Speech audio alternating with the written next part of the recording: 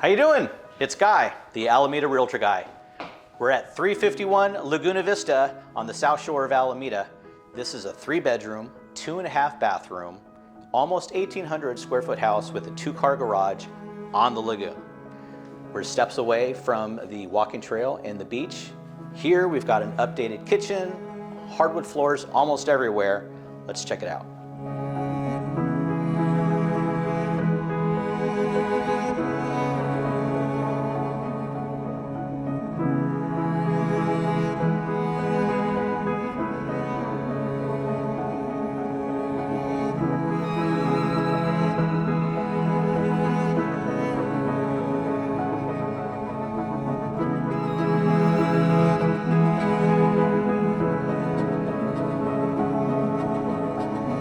I hope you enjoy the tour.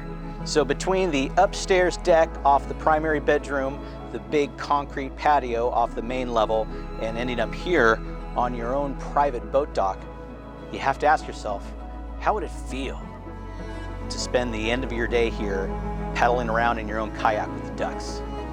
This is Guy Blume, the real estate guy, saying, hey Alameda, don't have a good day, have a great day.